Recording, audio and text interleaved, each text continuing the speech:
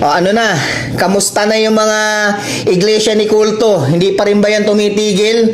Andyan pa rin kayo sa EDSA? Ha? Ako hindi ko naman nilalahat ng mga mga miyembro ng iglesia. Marami namang matitino kaysa sa mga kulto na umatin dito sa rally. Ha? Nakakaperwisyo na kayo sa mga commuter, sa mga nagtatrabaho, at lalo na yung buntis na naperwisyo nyo na namatay, mga poke ng ina nyo, na merong bata na nasa sinapupunan. Sino ngayon ang sisisihin nyo dyan?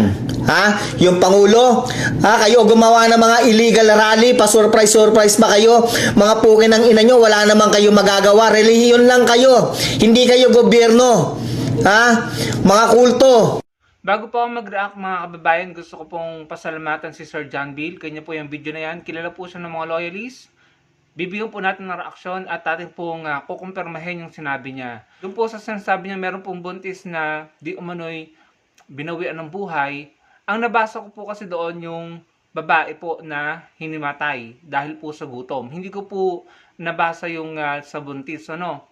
Pero kung totoo po yan, nako, dapat pong may managot dyan sa ginawang rallying iyan. Kung nakumpirma po at totoo na may buntis po, no, dalawang tao yun dalawang buhay yun na nawala. Kung totoo yan, dapat pong may managot dyan sa side po ng nagparally or yung organizer. Ang kumpirmado ko po, nabasa ko po sa balita, may babae po na nahimatay dahil po sa gutom. Diyan po sa rallying yan.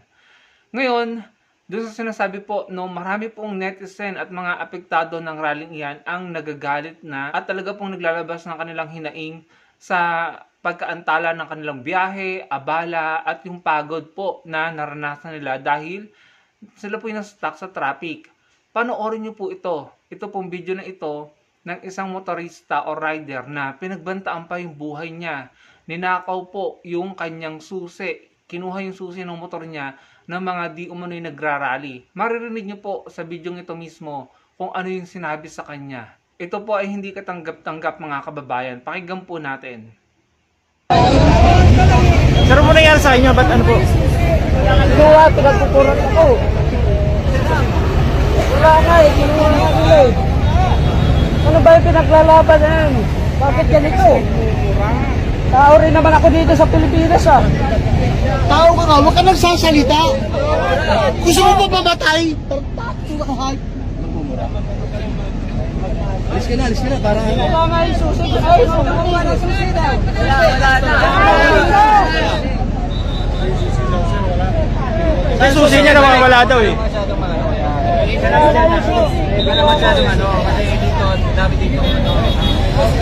Susi, balik. Susi, bigyan nyo. Ay, susi. Ayun mga kababayan, napakinggan nyo po. Narinig nyo po yung sinabi. In my opinion, kasama po sa rallyista yon. Yung nagsabi dun sa mamang nakamotor na akong gustong mamatay. Tama po ba yan? Yung mama ay gusto lamang magtrabaho, makadaan doon po sa dadaanan niya na nahinarang po ng mga rallyista or kung ano man yan, INC man yan o yung mga nagrarally. Di po ba mga taga-INC nagrarally? Bakit kailangan mong pagbantaan ng buhay? Bakit mo kailangan takutin? Ganyan na ba kayo kalala? Yung susi ng motor niya, may kumuha, may nagnakaw. Hindi po kayo nakakatulong sa bansa. Anong pinaglalaban nyo? Tama yung mama. Anong pinaglalaban nyo? Nakakapurwisyo kayo. Kung gusto nyo manawagan, maglabas ng hinaing, mag-rally, ilagay nyo sa tamang lugar nang walang napupurwisyo.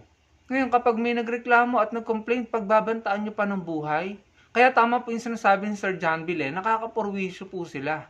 Hindi po nakakatulong. At yung ganyang sistema ng pagrarally nyo, hindi tatagal yan, mawawala rin yan. Kasi walang sasama sa inyo, walang susuporta. Dahil nakikita po sa publiko at sa social media, yung ginagawa nyong mali. Nakakapurwisyo. Sinong sasama sa inyo para tumulong sa rally nyo? Wala. Bagkos, mag-aalisan. Imbis na sumuporta, iiwanan kayo dahil nakikita po yung mga ganyang pagbabanta nyo. Yung purwisyo, yung babaeng nahimatay dahil sa gutom. Doon po sa sinasabing Sir John Bill na babaeng buntis na pumanaw namatay dahil dyan sa rallying yan, hindi ko po yun sure, ano? Pero kung totoo yun, dapat po may managot. Dapat po merong makulong dyan. Nakapurwisyo po eh. Kung totoo yun, may buhay na nawala. Hindi po ba napakasama nun at nakakalungkot yun dahil lamang dyan sa pagrarally nyo para kay Marcoleta, may nagbubuwis ng buhay? Eh yung sahanin nyo nga sa mga nagrally from INC, may naaresto, 4 if I'm not mistaken. Nauna pa kayong naaresto kaysa kay Marcoleta. Tapos yung pobreng mama na nakamotor, rider na gusto lang magtrabaho, nag-complain lang ng konti siguro, nagsalita, pagbabawalang magsalita. Dahil kung hindi, baka mamatay. Yun po yung narinig ko. Yun po yung pagkakaunawa ko. Tapos kinuha po yung property niya, yung susi ng motor niya. Tama ba yan? Mali na pinaglalaban nyo, hindi na kayo makabansa, makapolitiko na kayo. Tama si Sir John Bill. Kaya siguro yung mga tao, tinatawag ng kulto. Yung inyong religion. Hindi ito nakakatulong sa imahe ng religion na kinabibilangan nyo. Kayo rin mismo ang sumisira sa imahe. Ang dami na prowisyo. Kasi imagine, surprise rally. Walang nakapaghanda dyan. Ang mga tao, ang alam nila, makakadaan sila ng maayos, matiwasay, makakarating sa school, sa eskwelahan, sa negosyo, sa trabaho, nang hindi nalalate. Pero biglaan, hindi nila inaasahan, may stuck pala sila sa traffic ng ilang oras. Paano yung mga may sakit na kailangang magpa-hospital, yung mga may emergency cases, yung mga naghahabol ng kanilang mga deadline, may kailangang tapusin. Wala kayong pakialam doon?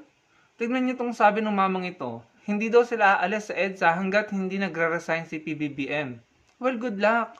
Ilang beses na kayo nag-rally, maisog rally, INC rally, ilang beses na yan. Hindi naman nag-resign si PBBM. Sa 2028 siya bababa.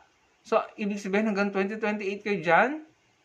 Hanggang 2028 kayo na mananatili dyan? Hanggang 2028 kayo makakapurwisyo? Ganun ba yun? Hindi tama yung ginagawa nyo. Sa tingin nyo lang tama. Pero sa tingin ng majority ng mga Pilipino, mali dahil nakakapurwisyo na kayo. Economic sabotage kung maituturing yan ng mga eksperto dahil apektado ang ekonomiya, turismo at pag-unlad ng bansa natin.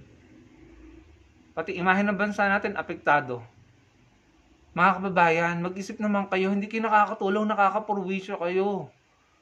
Kaya tayo po mga kababayan na pro-government, pro-Philippines, loyalist, kakamping at mga pro-Philippines, ingatan po natin ang bansa natin sa 2028. I-make sure natin na yung mananalong mga politiko hindi mga problematic at hindi mag-uudyok sa kanilang mga supporter na manggulo, gumawa ng gulo, mag-rally at maging dahilan ng pagkaantala ng pag-unlad ng bansa natin. Huwag po nating payagan yan mga kababayan. Nakakasawa na po. Nakakaumay na.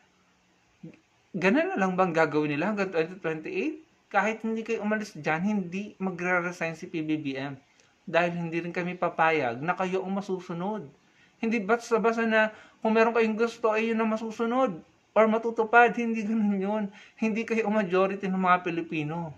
Hindi po kayo ang majority ng mga Pilipino. Imulat niyo po sana ang mga mata nyo at pakinggan nyo rin po kami. Sana po wag tayong maging purwisyo sa bansa natin. Sana po maging kapaki-pakinabang tayo sa bansa natin at tumulong tayo. Tayo po ay magpapalit lamang ng Pangulo every election. Dahil nakakaumay na po yung ganyang sistema na kapag may grupo na gusto ang iupo sa ganito, palitan sa ganito para ma-save sa mga kaso, para maprotektahan sa pananagutan and accountability, magrarally lamang at magpapatalsik ng Pangulo. Hindi po ganun. Hindi po ganun uunlad ng bansa natin. Ang mga may pananagutan ay dapat managot, hindi ang pagpapatalsik sa Pangulo ang magpapatunay na mga inosente sila.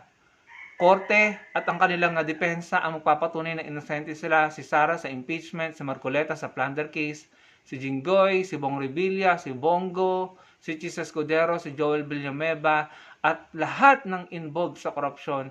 Hindi po yung pagpapatalsik sa Pangulo ang magsasabi na inosente sila. Na para bang just because napatalsik niyo ang Pangulo, inosente na sila. Hindi po ganun.